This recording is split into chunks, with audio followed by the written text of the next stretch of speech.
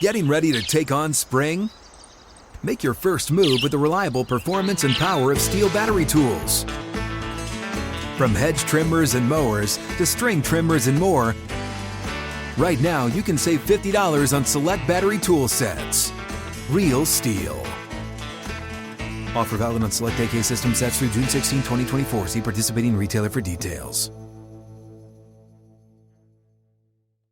With AAA's legendary roadside assistance and access to hotel, concert, and restaurant discounts, members can expect something more. As a member, AAA Roadside Assistance has your back if you're stranded on the side of the road. You're covered whether you're locked out of your car, have a dead battery, need a tow, or run out of gas. Plus, roadside assistance isn't just for your car. It's with you wherever you go, 24/7, 365. And this peace of mind can be yours for about $5 a month. Offers, terms, conditions, and policies are subject to change without notice. Visit AAA.com/member for details. It's time for a Big Blue Kickoff Live. Nobody can ever tell you that you couldn't do it, because you did. On Giants.com. You know what I saw? New York Giant pride. And the Giants mobile app. 17-14 is the final. One touchdown, we are world champions. Believe it, and it will happen. Part of the Giants Podcast Network. Let's go out there like a bunch of crazy dogs. Have some fun.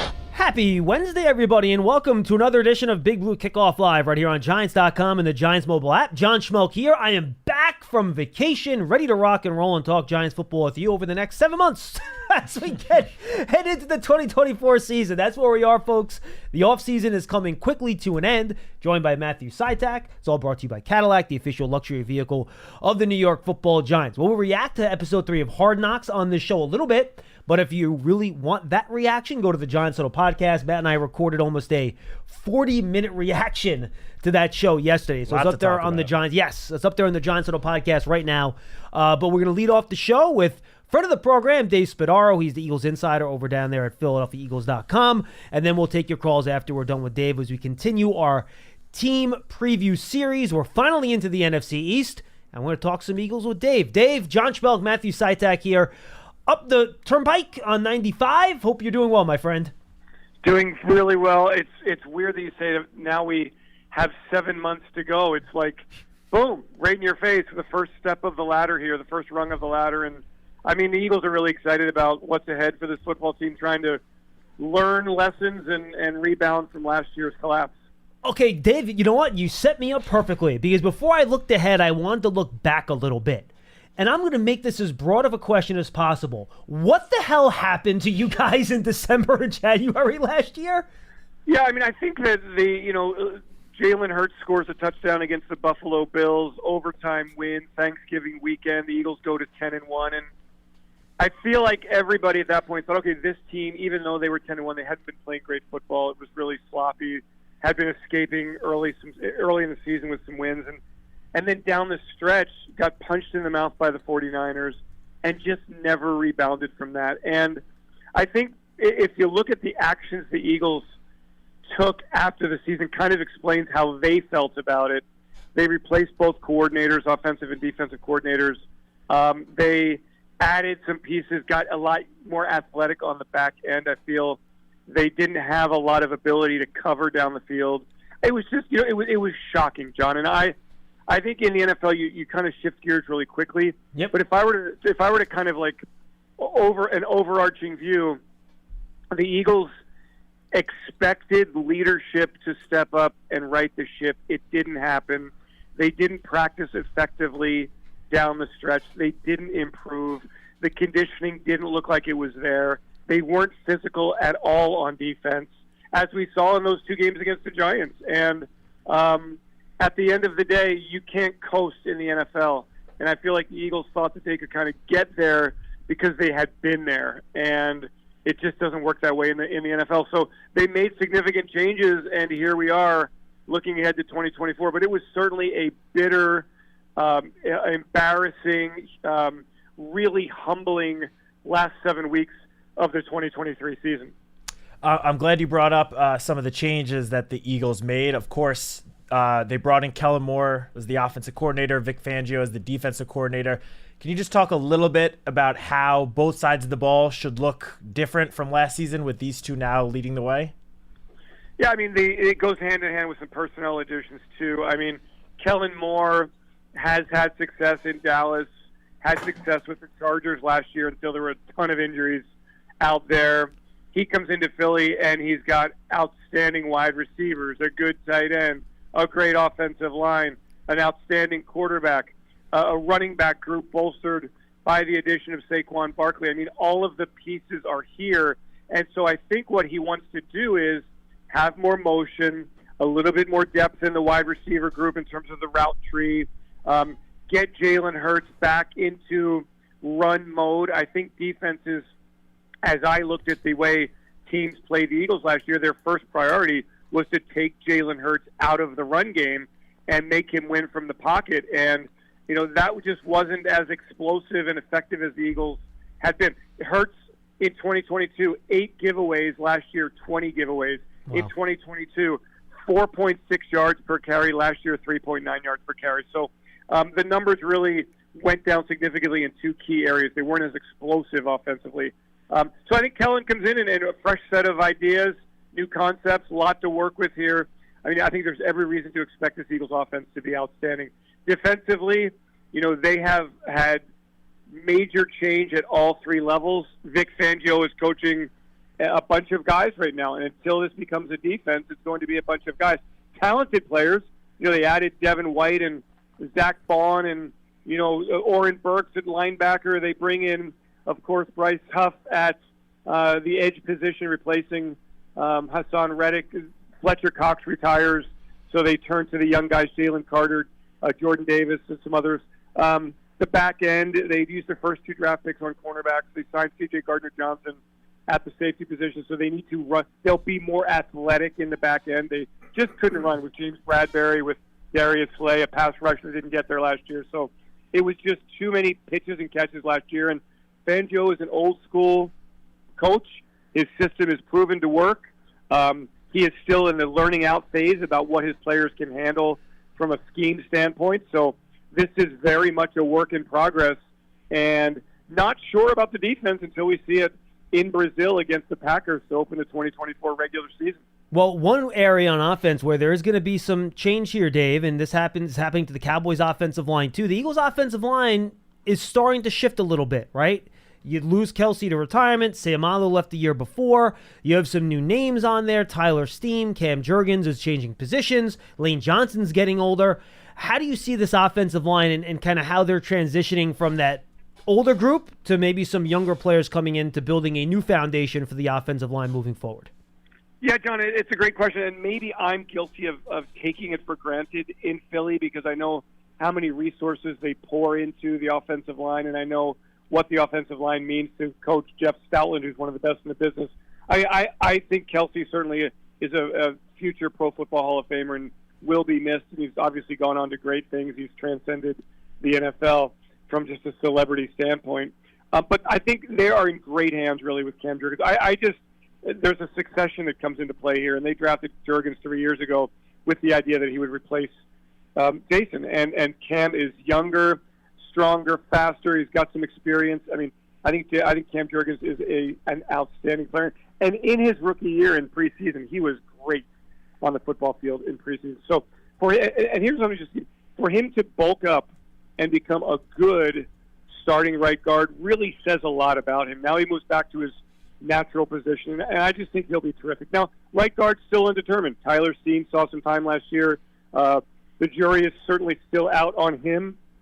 He'll have a chance to win that job. They've got Matt Hennessy, who's got some starting experience with Atlanta, who will compete. Mekhi Becton, the former first-round pick of the New York Jets, saw some time in the spring at guard, at tackle. So they have another line of younger offensive linemen coming in, 2 draft picks that they selected in April, May. So I just don't ever worry. But your concerns are valid. But certainly when we have seen Lane Johnson go off the field, this offense has taken a significant hit. They have to find a solution, whether that's Becton, whether that's someone else. Johnson says he feels great, but there's no denying the guy's been in the league a long time and has had some injuries. So There are some new faces. I will say that the Eagles really believe that they are solid and fortified, and they've got some depth, and they've got some young players that they'll continue to develop. And, again, I just think the Eagles never shortchange themselves up front. So going back to last year for a second again, the Eagles had one of the worst pass defenses in the league, at least in terms of passing yards and passing touchdowns. And that obviously led to the selections of Quinyon Mitchell and Cooper DeJean in the draft, as you mentioned. How quickly can those two rookies, along with the return of Chauncey Gardner-Johnson, how quickly do you think that these guys can help improve what seems like clearly the Eagles' biggest weakness last year? Hard to predict, hard to predict. Mitchell coming from Toledo, that's a big leap. Seriously athletic, both he and DeJean are very good athletes. So from an athletic standpoint, they take a big leap. But the Eagles also, one thing about this team, they started the transition last year when they drafted Kaylee Ringo from Georgia. They added some players after the draft, including Eli Ricks, who saw some time. And by the end of the season in 23, Ringo was playing a good bit of football and playing well. So I think that there is the expectation that Ringo will also take that next step. He's a young guy, big physical cornerback, that maybe he's next in line. But certainly the Eagles want to see competition, and they want to see Mitchell and DeJean contribute. They've got questions at the nickel position. They've got Avonte Maddox coming back. They brought in some fortification there. So, there are so many cornerbacks/defensive backs in this camp, along with offensive line. The Eagles have really identified areas where they need depth and they need the next wave to emerge. And certainly cornerback is in that group. They need the next generation of starters to step up, and this summer will be really pivotal as we watch that and see who kind of makes that next move and contributes in this regular season. Certainly you don't use your first two picks in the draft and expect them to sit around. They'll get a lot of time in the summer. I wonder, Dave, how the Eagles are going to utilize Saquon Barkley, other than give him the ball a lot. Traditionally, you guys have used a running back by committee approach where you use a lot of different guys. You move guys in and out of the lineup. You split carries up. Kellen Moore, when he was with Dallas, it was a whole lot of Ezekiel Elliott, then a whole lot of Tony Pollard. How do you think they're going to use Barkley? Is he going to be a 70 to 80% snap count guy? Is it going to be more 50% with guys like Gainwell and Shipley, who I really like, by the way, getting some playing time? How do you think they're going to utilize Saquon? Given that it's really the first time in a long time the Eagles used a significant resource on the running back position. Yeah, I think, John, that the Eagles view Saquon right up there among the very, very, very best running backs in the NFL, and that includes Christian McCaffrey, etc. So I don't think the plan is to judiciously use Saquon Barkley. You want to be smart about it. It's a long season. You hope that there's a playoffs scenario that he's in and fresh and ready to go. Interesting stat that kind of emerged in the offseason that I was made aware of. The Eagles last year ranked first in the league in running back yards per carry before contact. And the Eagles running backs ranked 31st in the league in yards per carry after contact. And so what that means is that clearly the offensive line opens up holes, and somebody like DeAndre Swift, a smaller, kind of elusive back, really wasn't as adept at breaking tackles. I think what Saquon, if the plan holds, he'll have room to run, and I think you guys know him very, very well. When you're able to give Saquon Barkley and get him into the second level, he's really devastating. And I think people, obviously, no knock on the Giants, but the reality is, a lot of times when he carried the football, he was hit in the backfield. Oh, yeah, Dave, this is going to be a complete culture shock. Saquon's going to be like, wait, hold on. There aren't two defenders in the backfield on every play trying to tackle me? What is this magic of offensive line blocking? I've never seen this before. Yeah, I didn't know how far to go here, but yeah,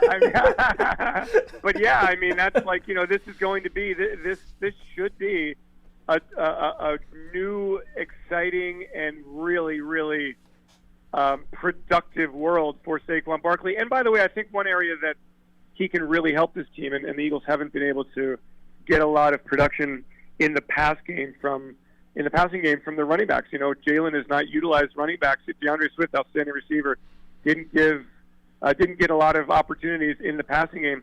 I really think they want Saquon Barkley out in space, catching the football. He's so dynamic with the football in space as a receiver. So, I can't predict percentages of snaps and touches and that, but I think he's going to be very significantly used, and they do like Gainwell a lot. They do like Shipley. They know it's a 17-game regular season. They're hopeful for a playoffs, and they want Barkley to be fresh and ready. But, my gosh, the guy's so talented. They want to use him in a lot of ways. Just going back to the secondary real quick for one more second. Another player that John and I are quite familiar with is James Bradberry. There's been a lot of buzz that James Bradberry might line up at safety or get some safety reps throughout the spring and throughout training camp coming up. Do you think that would be Bradberry's, easiest path towards playing time and maybe even sticking on the Eagles roster this year? Yeah, look, they want him to take some reps back there. They wanted him to take some reps in the spring, and then he got hurt and wasn't able to do so. I think James is a very prideful man. I also think he's a very team-first guy, and he is very aware of the situation. I expect him to be in great shape when he reports to the NovaCare complex next week, and he'll compete wherever they put him. They're more secure, it seems, at cornerback than at safety. They've got C.J. Gardner-Johnson, Reed Blankenship, who probably ideally would be a great third safety on a great defensive backfield in that kind of situation. So, but there's other players who can be. So it's going to be interesting. They've always cross-trained, certainly nickel and safety, and James has done some work at safety in the past a little bit here and there, I think, in practice. But I'm interested to see that.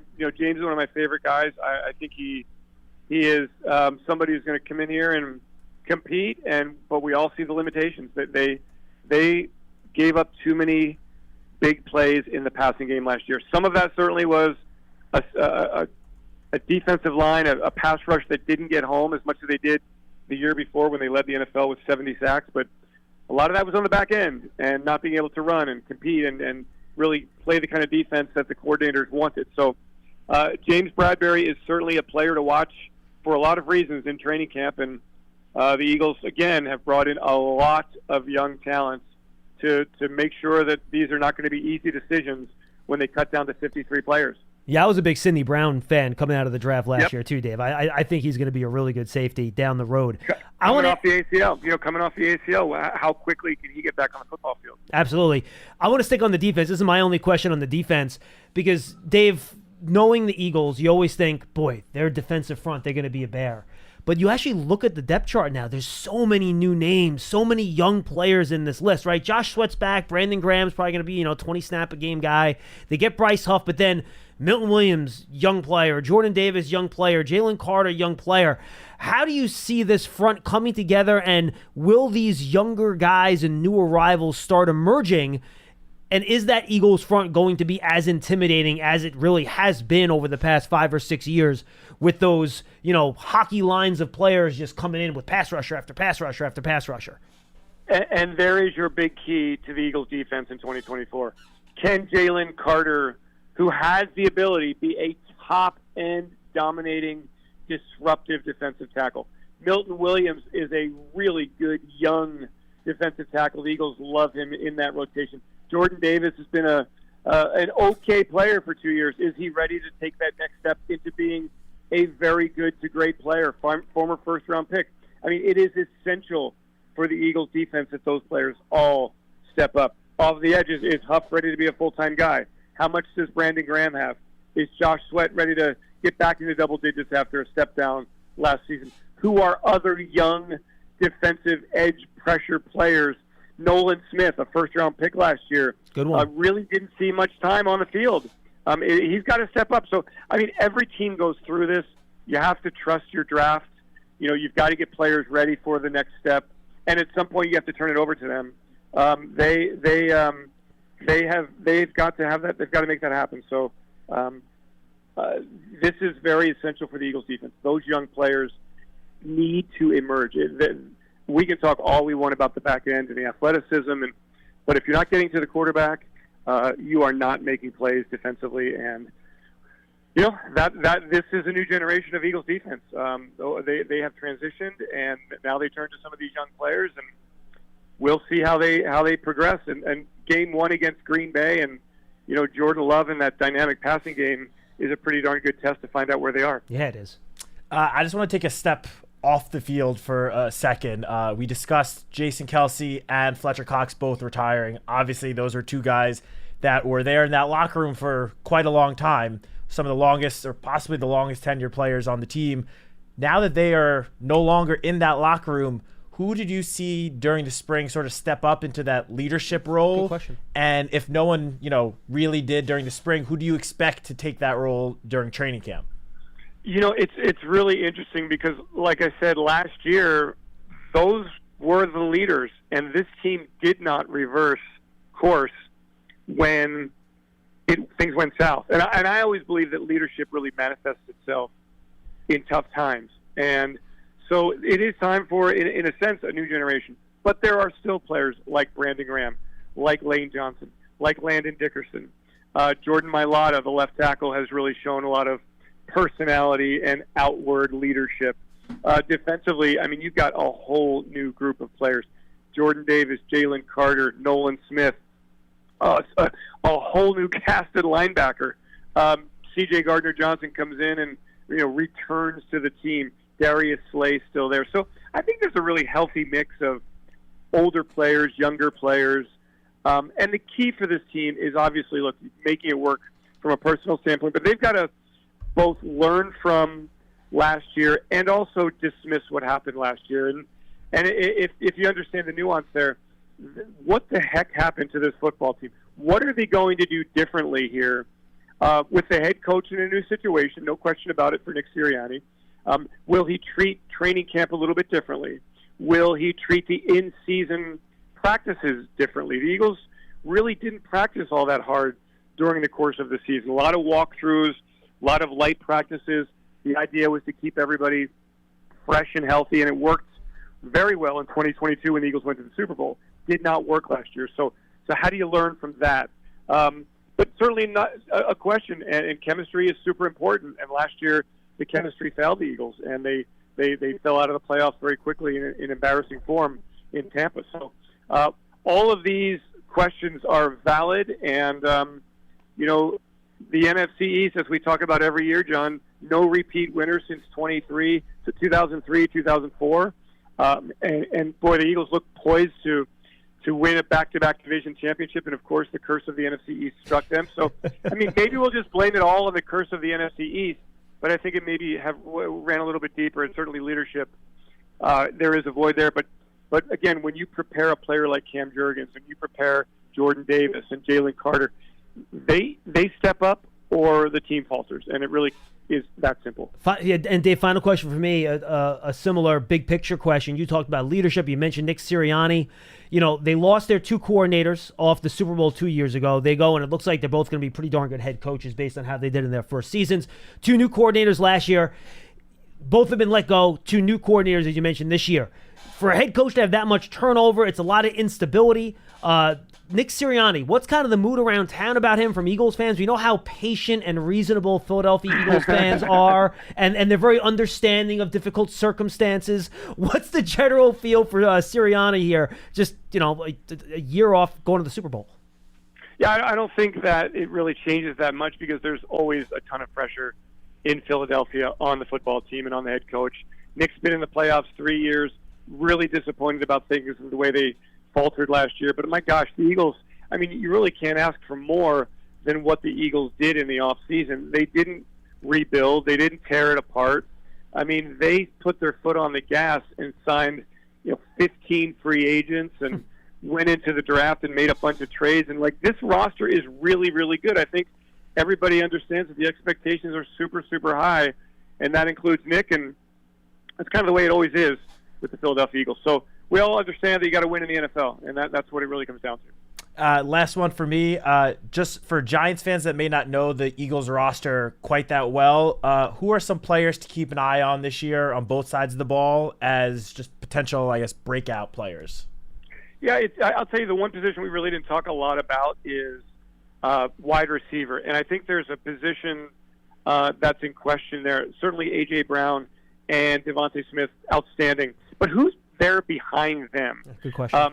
Harris Campbell is somebody the Eagles need to step up. John Ross coming out of retirement. Young player Johnny Wilson, Anaya Smith, 2 draft picks. Who's your second tight end in Philadelphia behind Dallas Goedert, who's had some injury questions? The draft classes from the last couple of years here, Tyler Steen needs to step up and assume that right guard position and be a dominant player. We talked a little bit about Nolan Smith, former first-round pick out of Georgia. Kaylee Ringo, last year a 4th-round pick, started at the end of the season. Is he somebody to start opposite Darius Slay? And then a bunch of players who, as kind of those one-year veterans who fell off last year, is Devin White still a Pro Bowl caliber linebacker like he was in Tampa Bay in the last 5 years?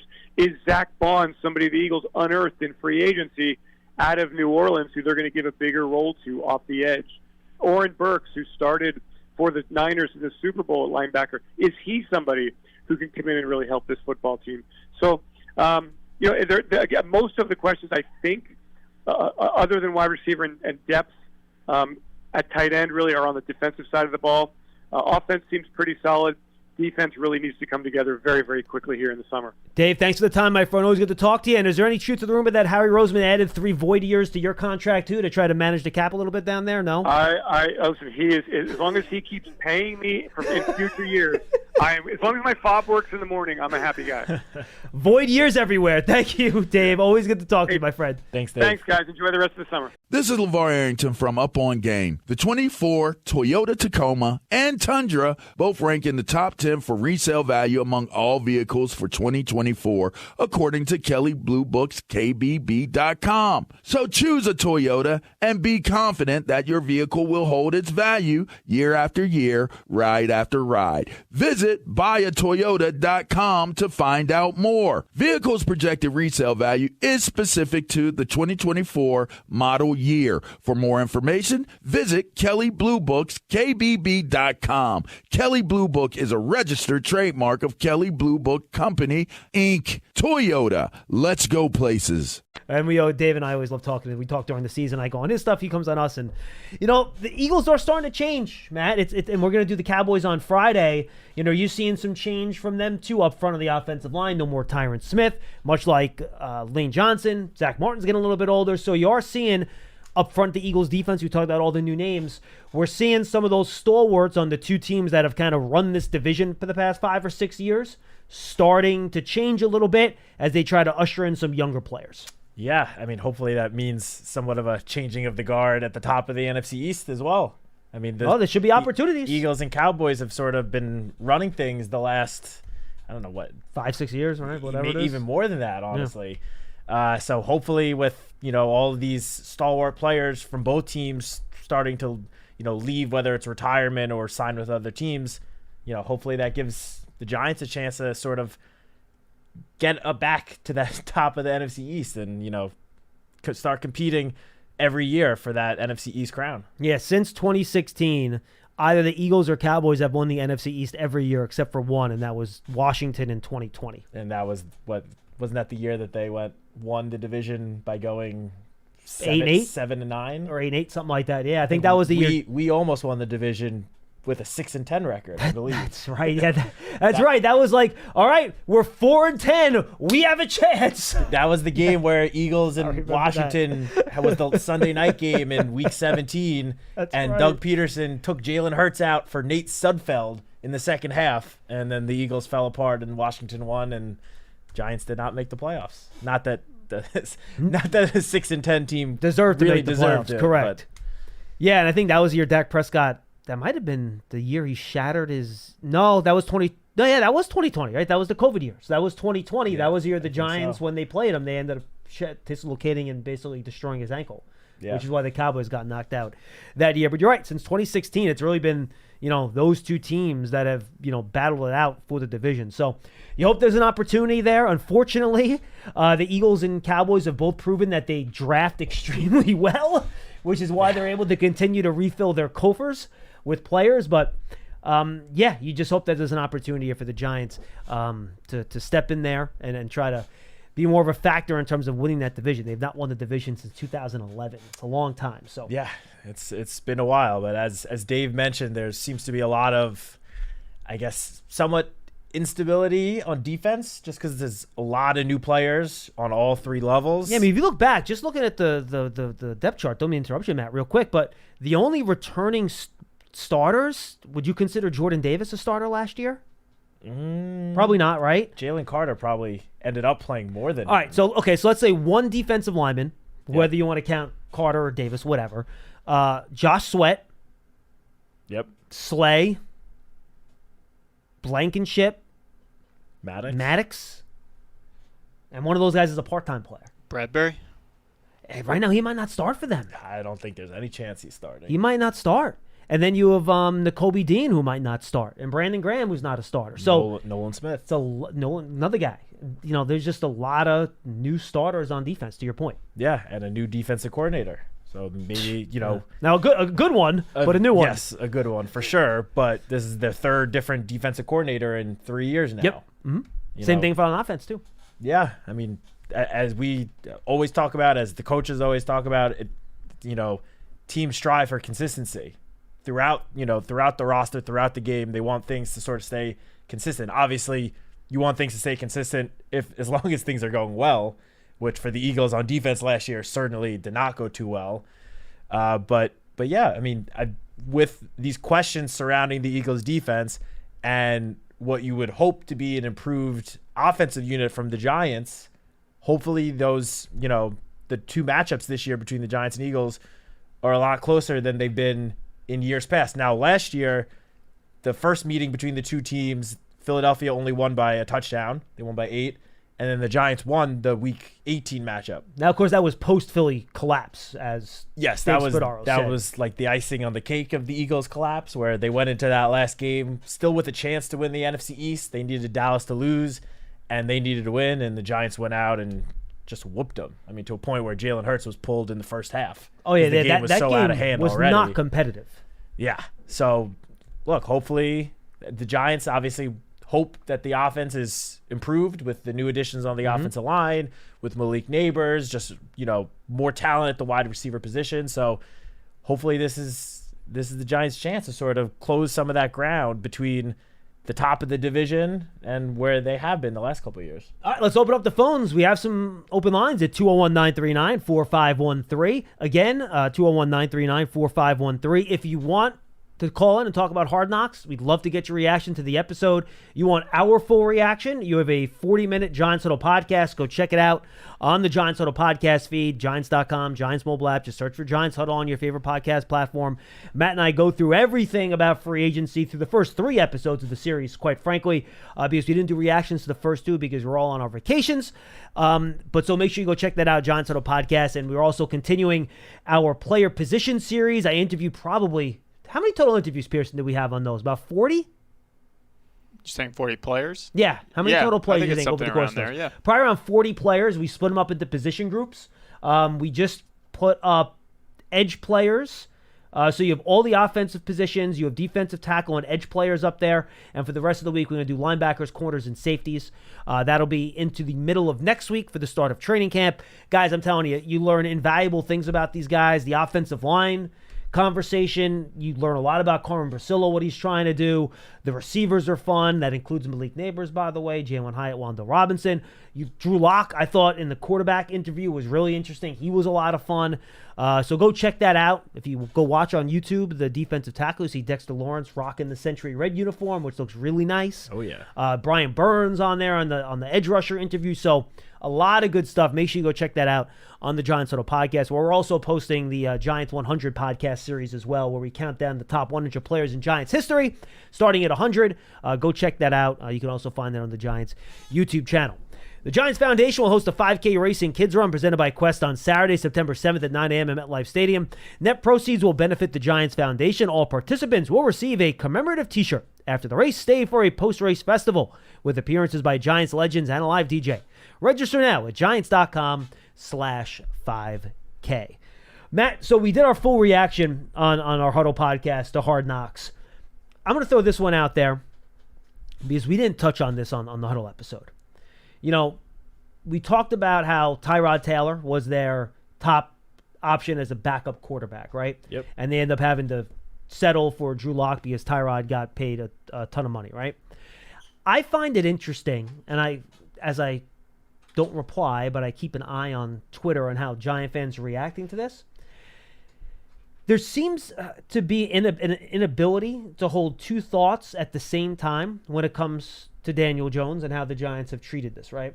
There's a conspiracy theory out there that Joe Schoen never wanted to re-sign Daniel Jones last year and the ownership made him, right? That has been a theory out there, which has always been nonsense, but that's been a conspiracy theory.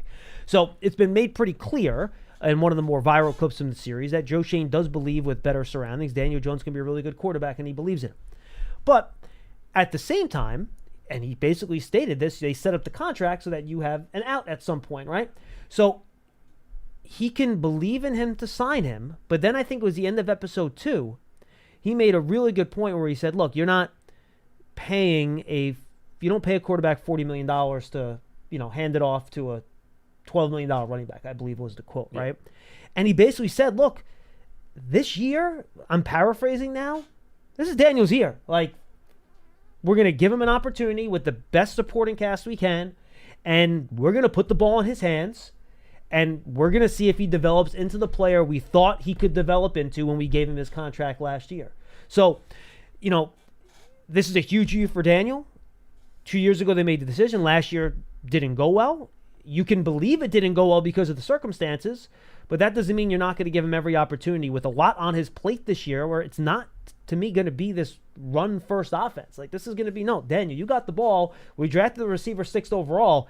Your time to cook. This is you. You got hopefully a better offensive line in front of you. You're going to have a chance to go. And I think if you put all those different clues we've gotten together, and we'll see more next week when they do the draft and maybe trading up for a quarterback, we'll get more context to the conversation. And we'll talk about it on our reaction to episode 4 next week. That, I think it's pretty obvious where we sit now with the most important position and most important player in the organization. Yeah, I mean, I don't think anyone's going to doubt that this is probably the most significant year of Daniel Jones' career. I mean, 2 years ago, I feel like we probably were saying the same thing. Yeah, and that probably for him personally was more significant because he got the contract. He got the big contract. But in terms of, I guess, his future with the Giants, this is obviously a pivotal year for him. Mm-hmm. I mean, as you mentioned, that the quote from Joe in that second episode, you don't pay a quarterback $40 million just to hand it to a $12 million running back. And the actions that the front office took throughout the offseason, I think, are just proving that this is Daniel's year. It's his time to finally show that, last year was a fluke and that his production is going to look more like 2022 than it did in 2023. I mean, and honestly, I think the production, win-loss aside, in terms of raw number stats, I think his raw number stats this year throwing the ball are going to be better because the line is better and the receivers are better. No doubt about it. No doubt about it. I mean, Malik Neighbors as the number 6 overall pick, easily the most talented wide receiver that Daniel Jones has played with and has thrown the ball to in his NFL career. And frankly, you could argue this version of a healthy Wan'Dale Robinson is the second best. That's exactly what I was about to say. Wan'Dale Robinson in the second half of the year, once he was clear that he was fully over that torn ACL, showed that explosiveness that the Giants, wide receiver room just hadn't really had in the last couple of years since Daniel Jones arrived here in the building. And then you add in Darius Slayton, who's just been beyond consistent for the last 5 years. You add in Jalen Hyatt, who, while his numbers might not jump off the page last year, was the Blitnikoff winner a year before. And yes, he, dropped to the 3rd round, was a 3rd round pick, but look at his numbers and his production at Tennessee in 2022. Those numbers, he was the best wide receiver in the nation that year. And that was a class of wide receivers that consisted of, Marvin Harrison Jr., Jackson Smith and Jigba, Jordan Addison, Zay Flowers, some very, very talented wide receivers. So this is clearly the most talent he has had in his wide receiver room.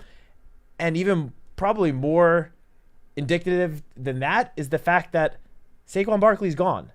Saquon Barkley has been here since Daniel Jones arrived in 2019. and he has been the focal point of the offense since then. Saquon is now gone. Yes, they replaced him with Devin Singletary, who is, a very solid, consistent running back, but he is not quite the elite offensive playmaker as Saquon Barkley. He's not someone you build an offense around. No, he's not.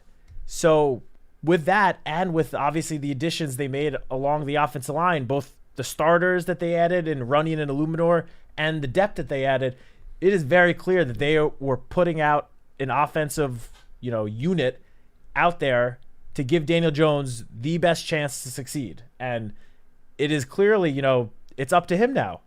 Obviously, a lot of his production is still going to, rely on some solid play from the offensive line. I don't think anyone's going to deny that, considering the unit last year gave up 20 more sacks than any other offensive line in the entire NFL. Second most in NFL history, just to remind people.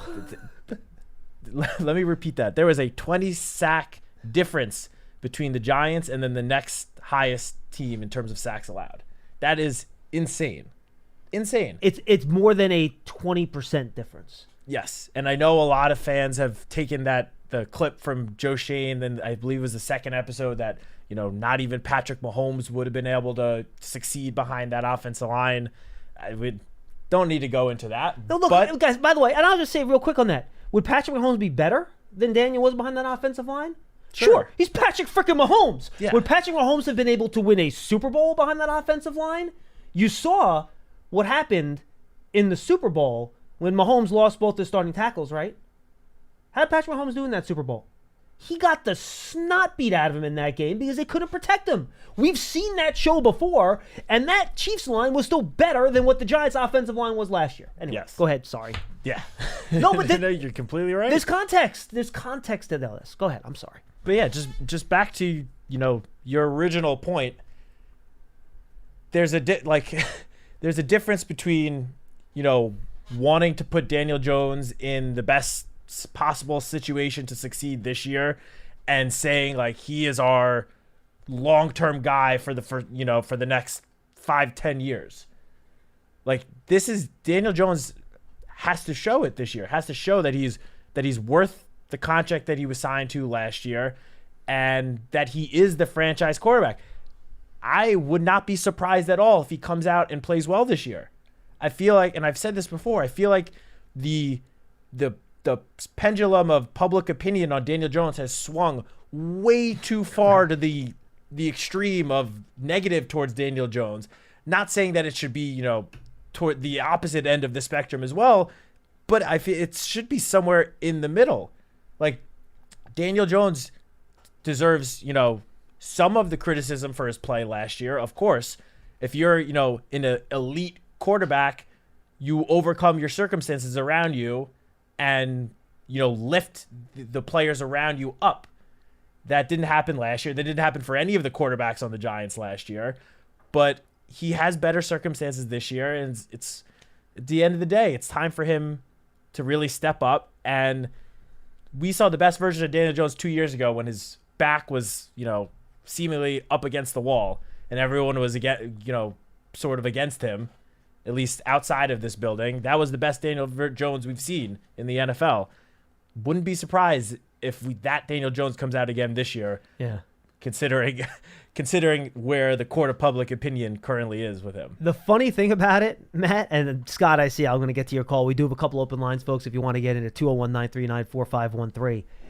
I don't think Daniel's going to make it easy on the Giants.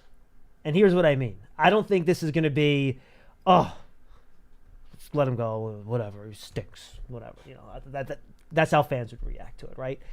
He's going to play well enough to make the Giants have to really think about what they're going to do next year. I think that's what's going to happen.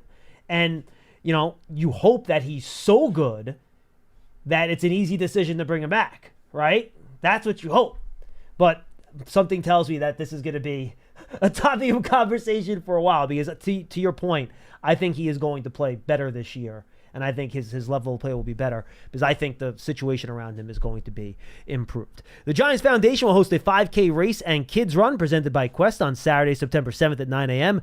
at MetLife Stadium. Net proceeds will benefit the Giants Foundation. All participants will receive a commemorative t-shirt.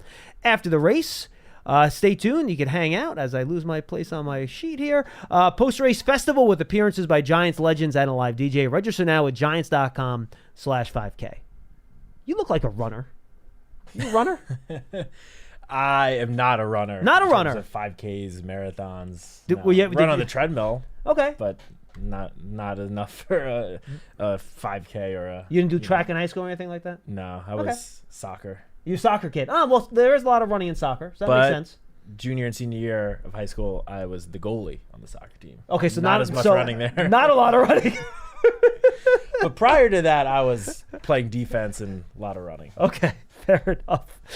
Giants TV is the Giants' official connected TV streaming app. Giants TV brings original video content and game highlights on demand and direct to Big Blue fans. Giants TV is free on Apple TV, Roku, Amazon, Fire TV, and the Giants mobile app. And don't forget, you can take your fans to the next level with the Giants season ticket membership. Stay connected to the club all year round, not just on game days. Memberships are now available for the 2024 season. To learn more about all of the exclusive member benefits, visit Giants.com/tickets. Limited inventory is available. Hey, Mario Lopez here from the On With Mario Daily podcast. Toyota is the best resale value brand for 2024, according to Kelley Blue Book's KBB.com. So choose Toyota and be confident that your vehicle will hold its value year after year. And check out the legendary redesigned Land Cruiser, spacious Grand Highlander, or adventure-ready RAV4. Visit buyatoyota.com for more. Vehicle's projected resale value is specific to the 2024 model year. For more information, visit Kelley Blue Book's KBB.com. Kelley Blue Book is a registered trademark of Kelley Blue Book Company, Inc. Toyota, let's go places. All right, let's get to the phones at 201-939-4513. Scott is in New Mexico. Scotty, what's up, buddy? Hey, guys. I wanted to talk about today the matchups of the secondary against the teams they're going to play in the NFC East. And they're putting a lot of, I don't know if it's pressure on Deonte Banks to be the cornerback. But when I started to review his record last year, it wasn't as impressive as I thought it was going to be. And since Paul's not on the air, I can go into PFF and tell you that I was surprised when I saw where his overall grade was. They rank him at 51.4, solo tackles 56, 2 interceptions, which was tied for 19th, targets 92, 10th, which is not terrible. Receptions allowed, though, 53, which was 21st. And I'm concerned, since it's still a work in progress with the safeties, Xavier McKinney's a hard guy to replace. Do you think too much pressure is going to be put on Deonte Banks? Because he has to cover A.J. Brown and Devontae Smith and CeeDee Lamb for Dallas and McLaurin for Washington. And I was just curious, what do you think? Do you think it's putting too much pressure on him? Since I don't know if Cordell Flott is the guy yet to play opposite him. So I wanted to get your perspective because, with a grade like that, I was expecting more out of Deonte Banks, and I'm assuming he will be better in the second year, but there's no guarantee of that. So how do you rate who he's going up against and whether there's going to be too much pressure on him to be the shutdown corner that everyone expects him to be? And is that a detriment to the Giants, or is the secondary still a work in progress? Good question, Scott. I think there are multiple parts of this. So I'll try to rapid fire them before we get to Matt. Okay. One, yes, there's a lot of pressure on Deonte Banks. Yes, 100%. They're going to count on him to cover opposing wide receivers, the other team's best wide receivers. Number two, I think there's a lot more zone this year than man-to-man, which should take some of that pressure off Deonte Banks. There's not as much man, ISO, no safety help on your side. Just go cover your man in a lot of space, and you have to do it one-on-one. So I think that takes some pressure off of him. As for his performance last year, he didn't finish plays well to me, where he was in position. Like, you take those two catches that Terry McLaurin had on him, for example, over the top. I think it was in the first Commanders game, where he covers him pretty well, but he doesn't get his head around to play the ball in the air. And I think that's some of the technique stuff that he can learn as a second-year player, Scott, that can help him take that type of jump. Because he did give up catches last year. He gave up big plays last year. Jonathan Casillas in the post game, I'm sure you listened to some of you. Like, look, I thought his tech, he would say, he seemed to play a little bit relaxed. His technique was a little lazy in this particular game. So I think those are the things that he can get better at, because I do think you like all of the physical traits and skills he showed last year tells me he has it inside of him to be a top-level number one corner. Now, he has to finish those plays and show it on the field in year number 2. So a lot of pressure, yes. Did he show in year 1 he could be that guy? No doubts about it. No, I don't think he showed it. But he showed he has it inside of him to become that guy. Yes, I think he did. Matt, what do you think? Yeah, looking back at his numbers from last year, I feel like he got mixed results. There were certainly some games where he went up against the other team's number one receiver and, sort of got lit up a little bit. It happened. But as overall numbers for the season, his numbers were solid. They weren't amazing. They weren't poor as well. I mean, he had a 84.7 passer rating against, which ranked 24th out of around 75 qualified cornerbacks. Is that amazing? No, but for a rookie corner, it's pretty much every single week going up against the other team's number one receiver. It's really not that bad. It's not bad. Not bad at all. He ranked 3rd among all cornerbacks and now this is one of those next-gen stats that I can't say I fully grasp what it means, but he ranked 3rd among all cornerbacks in fewest receptions over expected allowed at negative 6.7. Yeah, you know what? It's somehow what they do with these, Scott. They kind of take what kind of route the receiver runs, who the receiver is, and they put a percentage on what's the chance of this guy making a catch, and then they compare it to what actually happens. So to Matt's point, it's a useful number to use, but there's obviously some subjectivity in how they calculate that. Yes, for sure. But just point being, his numbers last year were not bad. They were solid. Agreed. He's entering year 2. Brian Daboll has spoken throughout the spring about how you can just see that Deonte Banks has a lot more confidence now going into his second season. He's had the whole offseason training, offseason preparing, learning the playbook. We always forget that rookies, as the players enter their rookie year, they didn't get a full or even close to a normal offseason. They spent most of the offseason preparing for the NFL draft, which even getting your body ready for the draft is very different than getting your body ready for the season. You're training for the combine. You're basically training like an Olympic athlete. Yes. I mean, Marvin Harrison Jr., we saw for the first time this year, decided, I'm only going to train for the football season. I don't care about the combine. I'm not doing any of those drills. And I feel like we might start seeing more of that.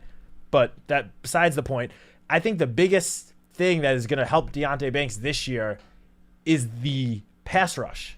The Giants, between Brian Burns, Kayvon Thibodeau, and Dexter Lawrence, opposing quarterbacks, opposing offenses, they are not going to have all day to just sit back there and wait for the receivers to get open. Remember, all the blitzing last year, though, did help in that respect, where quarterbacks had to get rid of the ball quickly because of all the blitzes they sent. And there will be fewer blitzes this year. Yeah, but even with those increased blitzes, they didn't really hit home on them. No, hit home, no, 100% right. Or, yes. Correct. Or even a lot of the time come close to hitting home. Also true. They were among the highest in blitz rate, but their actual success on those plays was not nearly as high. So I do think Brian Burns, Kayvon Thibodeau, and Dexter Lawrence, they are just going to make life sort of like a living hell for opposing quarterbacks, and them having less time, the quarterbacks having less time, is just going to benefit Deonte Banks. Yeah, and Scott, I think also it would be fun to see him play a different technique, right? Because last year with so much pressure, man, you press, you're trailing the guy, you're not looking at the quarterback, and you're kind of guarding your man rather than looking for the ball.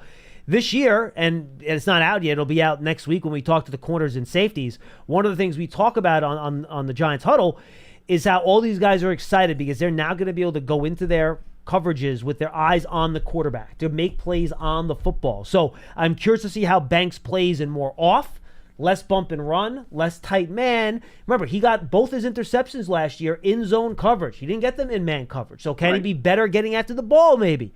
These are all interesting things that I think we'll have to wait and see how the new scheme impacts how he plays. Yeah, but even to my last point, I don't know if it was the second episode or the third episode of Hard Knocks, Joe Shane straight up said, the additions we made, especially with Brian Burns, our pass rush is going to alleviate the pressure from the secondary. Yeah, better. The GM said it. Right.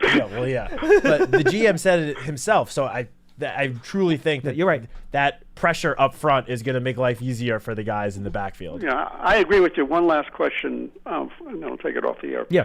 I I'm not sure. Again, I talked about the receivers and what they're up against, but the safeties are going to play an important role, I think, in how the Giants play this year.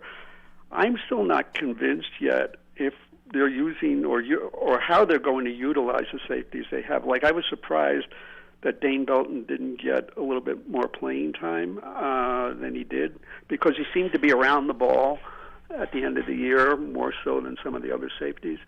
And yet, I think as I'm looking at the Giants, I think his role has been diminished by some of the people they've picked up. So how do you envision how the safeties are going to impact their secondary with the players that they have and how they might be utilized? Great. And I'll take your questions off the air, guys. Thank you, Scott. Look, safeties in a two-split safety zone defense are very important. They're very important players. They're the last line of defense. They're going to have to cover tight ends. They're going to have to sometimes cover slot receivers depending on how you're lined up. They're going to be hugely important in how quickly Tyler Nubin figures things out, how Dane Belton progresses, and how Pinnock can cover. I think will all be important factors. Pinnock's role is going to be a lot different in this system than it was in Wink system, where he was at the line of scrimmage all the time and blitzing a lot. Yeah, I'm actually encouraged, very much encouraged by the group of safeties that the Giants currently have. You know, they don't have that, you know, sort of star safety like they did last year with Xavier McKinney, but they have four guys in which I wouldn't be surprised if any of those four ended up being named starters at the safety position, between Nubin, Jason Pinnock, Dane Belton, and Jalen Mills. All four of those guys, I think, could be very big contributors to the defensive backfield this year. We saw Jason Pinnock, the first chance last year that he really had for significant playing time on defense. He had a great season, by far the best he's ever looked on defense in his short NFL career. Tyler Nubin was widely considered either the top or one of the top safeties in this draft. I mentioned this, you know, a month or two ago on the show, but a lot of people think that if he just ran a slightly faster 40 time, he would not have been there where the Giants took him in the second round. There's a good chance. There's a good chance he could have been a late, very end of the first round, maybe very beginning second round draft pick because of his production at Minnesota and his high football IQ. He's very, very smart back there. I don't think it's going to take long for him to earn a starting spot in the backfield, defensive backfield. I agree. And I don't think it's going to take long for him to become the best safety the Giants have on this roster. I think that will happen at some point during this rookie season. And this is coming from someone who loves Jason Pinnock and who was very high on Jason Pinnock going into last year. And as Scott mentioned, Dane Belton, limited playing time in his first two seasons, yet somehow he seems to just always find the ball. I mean, last year he played 26% of the defensive snaps, had 2 interceptions and a fumble recovery. The year before, playing 39% of the defensive snaps, he had 2 interceptions and 2 fumble recoveries, although one of those did come on special teams, the kickoff. Yeah. But yeah, no, you're right. But regardless, and then Jalen Mills is just a proven veteran who's been around the league for a while and he's definitely the most veteran voice in that room now and just brings consistent play to that group. So while the 4 safeties I just mentioned, none of them might not have coming into this year that, like, you know, the star name, I think they are a very talented group that are going to prove a lot of people wrong this year. Len in Columbia, Maryland will wrap us up today. Len, how are you? Hey, guys. How you doing? Doing well. Well, here comes the season. Fast and furious, my friend. Put the analysis aside and get out there and show us what you got. Can't wait. Just a quick comment on Banks, and then I want to talk about the offseason. I got him as my breakout player. I think he's just going to explode. And I mean, he's a good football player, and I think this is it. I think he's going to be our breakout player of the year. I think he's the guy that has the best of that was already on the roster. He is the best chance of a guy of becoming a star this year. I think you're right about that. In our in our series we have on Giants.com, 24 questions in 24 days leading up to training camp, I was given the question, who is the defensive breakout player this year? Deonte Banks was my choice, and it was pretty easy. Yeah. Well, and I think he's going to have an opportunity to show off because he'll be covering some great receivers. And yeah, well, good for him. You know, local guy down this way. You know, going to the University of Maryland, so I followed him all those years when he was at Maryland. I love hearing the birds chirping in the background, by the way, Len. It feels like a very serene atmosphere you have going down there right now. You're talking about me or the background music? No. Yo, you. I hear the birds chirping in the background. It sounds like you're in like the backyard. You have a nice relaxing day. It sounds lovely. I am, and as you can imagine, in 95-degree weather, the air conditioner is humming pretty good. Yeah, I would hope so. Maybe yes. that's what you're picking up. Maybe that's what you're picking up. And I'm glad to hear that noise, by the way, because we lost it last night for about 3 or 4 hours. Oh, jeez. And it was painful. Well, you know, first world problem, air conditioning goes down. I mean, oh, God. Listen, a great off-season coverage, Sean. Thank you. Not just with the site and with this show, but you know, the Giants themselves, the 100th anniversary program, so to speak, starting with those 64 best plays, and now working through these top 100 Giants, and the legacy night, and I'm sure there's going to be more coming through the season, but they have really nailed it on this anniversary thing. The whole team has done a great job with it. Oh man, they've done it's just really terrific, and I'm really enjoying this 100. You know, I don't know if Matt knows, but I go back pretty far with this group, Matt. I saw my first game in '62, so I'm a senior guy, and I love seeing some of those guys from the 50s and 60s names pop up again, and brings back a lot of memories, and of course they are well deserving. Len, at some point when the list is fully out, I want you to call on one day, and we'll leave you on for a while. We'll do like a long call on kind of where you think maybe some guys are ranked wrong, incorrectly, correctly, since you've pretty much seen them all play. Yeah, and just to do that a little early, John. You can't argue with these first 30 guys.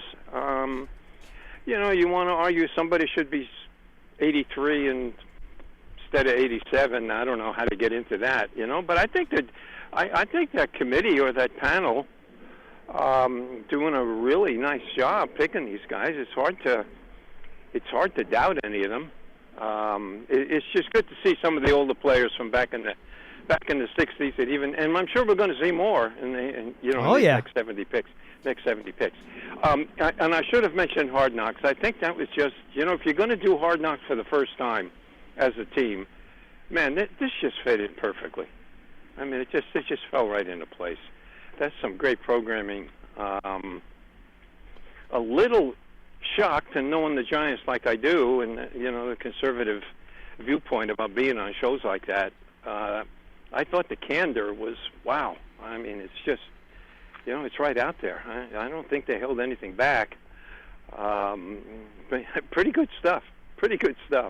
And you're very entertaining, and I'm really looking forward to the last one on Tuesday. Every team has to do Hard Knocks eventually. Yeah. And, I think the Giants figured, why don't we be you have the 100th season this year. Give the fans something special. Do it in the off season for the first time, so it's not you're not bothering the coaches and players during the summer. It's a little bit different. I think it's worked really, really well. And Len, good news. There are 2 episodes left, not one. Oh, 2 episodes left. We got 2 left. I thought they were going to try to get us finished by training camp, but that's okay. Good. Oh, I'm happy for that. Yeah, my guess, Len, is that it'll be the draft next week, and then the week after that will probably be a lot of the 100th season stuff. I bet. And spring practice. Great. And spring practice. practices. Mm-hmm. Yeah, and they're setting it up where the Giants Hard Knocks ends. The following Tuesday is when the Chicago Bears training camp Hard Knocks true? begins. Oh, that makes sense. Yeah, they're going right into it. How about that? And then they're doing the in-season one too now, the right? Whole so I'm AFC sure North. So I'm sure once a good division to pick, by the way. So I'm sure once the training camp one is over, they're going to probably jump right into the AFC North one, I bet, right? Well, the last couple of years, the in-season one didn't start until like halfway through the year. Well, that was the one that was on Amazon, though, right? Is this no, one? I was talking about like the Cardinals and the Colts, I believe, were both on it. I don't think it didn't started. That air on Prime, though? Or am I wrong about that? That I'm not sure. I thought it was Hard Knocks in-season HBO. I wasn't sure if it was on HBO, though. Let me find. I'll look that up. I don't remember. Yeah, anyway. Yeah. Hey, one other thing on Hard Knocks. I'm sure, if you get into the, the group forums and the people talking to each other, you're going to find you're right. you're going to find some people being critical of Mr. Mara's involvement here. But hey, listen, this family's been involved with football for 100 years. It's been their business. They don't do cars. They don't do computers. It's all about football. Len, what I don't understand is that do people not expect the guy that writes the checks to have an opinion? Well, not only that, I mean, it's kind of crazy. What do they want a guy who? I mean, if you look at what the Giants are worth on the open market, if they were going to sell that team, and he's got 50% of it, then let's just round off to $4 billion to the Maras. What do they want this guy to do? Go to some South Sea island and disappear for 10 months? And Len, it's also it's also pretty obvious by watching that. Yeah, John Mara might go into Joe Schoen, ask him what's going on, and give him his opinion. And then guess what? Joe Schoen's going to do whatever the heck he wants. Yeah. And the good news is, I guess, you hire a general manager and you let the general manager do his thing. But I guess the point I was trying to make, I hope Joe's listening to John Mara. I mean, this guy knows something about football. You know what I mean? I mean, this is not. He's not he's not an automobile salesman. His whole business has been football. The family's all about football. I would listen to him closely with what he wants to do, and then you make your decision. But to think that he shouldn't be in the room at any time is ridiculous. I mean, holy cow. When it comes to the best player on your team and the guy that's the most popular on the team, I hate to tell you, every single owner in football, all 32, would be involved in those conversations. And longest tenured player. Yeah, and that too. And by the way, a player that everyone in the building adores as a person. Like, there is no personal animosity to Saquon Barkley. He was the representation of this organization for 6 seasons. Like, it was a big deal. That's John, that last point you just made was a great point. This is not just... He's the face of the franchise. I mean, this guy has been the face of the franchise and handled it well. Yeah, he's been great. No one has any will towards Saquon as a guy. He's been a great representative. The best thing about him, the guy battled back from injuries, worked himself, to get back from the serious injuries that he had, and just gave it his all. Personally, I'm sorry he's gone, but I don't want to get into that. I mean, that's just, we just root for we root for these guys now. You root for the colors. It's been great. Thank you, Len. And I'll stay in touch, but just a quick one, John. I got passes for a couple of days at camp. I'm just watching the weather forecast, and I'll stay in touch. Pop me a text. Let me know when you're coming up. Thank you, Len. Always good to hear from you. Len is going to have some opinions, I'm sure, when the rest of the top 100 list comes out. I'm sure. And no one's watched. I mean, well, not no one, but few people have watched more Giants football than Len. He might even top Tino, to be honest with you, because he's been watching it longer than Paul. So he might actually top Paul on that. Which, if Paul was here, I'm sure he'd be like, John, there's no way. And he would grab the arm too. That's why I did it. All right, you got anything else? No. I think that's it for today. For Matthew Citak, I'm John Schmeelk. For Pearson Butler, thanks for joining us on Big Blue Kickoff Live, presented by Cadillac, the official luxury vehicle of the New York Football Giants. We're back tomorrow. Matt and Paul are on. They're doing the Commanders. Then Paul and I will wrap up the week. We're doing the Cowboys on Friday. You taking a little 3-day weekend this weekend? Is that what you're doing? I'll be working Friday, just not in the office. Okay. Well, good stuff. Last Friday before training camp. Dude, trust me. I'm gonna after that show on Friday. I'm gonna try to get out of here if I can. We'll see you on Friday, everybody. See you tomorrow, rather, on Big Blue Kickoff Live at 12:30. And then, by the way, next week we're starting shows at 1, just so people get ahead of things. Next week, 1 p.m., and that's going to accommodate training camp. We'll be on after practice every day. That will give us basically. We're not going to do like these video practice recaps, I don't think, unless we're asked for it in the next week and a half. We have not been told that yet. But I think we hope to make BBK kind of like this is what happened at practice today type of show. So make sure you stay tuned to that. Thanks for being with us. We'll see you tomorrow at 12:30. Getting ready to take on spring? Make your first move with the reliable performance and power of Steel battery tools. From hedge trimmers and mowers to string trimmers and more, right now you can save $50 on select battery tool sets. Real Steel. Offer valid on select AK system sets through June 16, 2024. See participating retailer for details. Imagine relying on a dozen different software programs to run your business, none of which are connected, and each one more expensive and more complicated than the last. It can be pretty stressful. Now, imagine Odoo. Odoo has all the programs you'll ever need, and they're all connected on one platform. Doesn't Odoo sound amazing? Let Odoo harmonize your business with simple, efficient software that can handle everything for a fraction of the price. Sign up today at odoo.com. That's ODOO.com.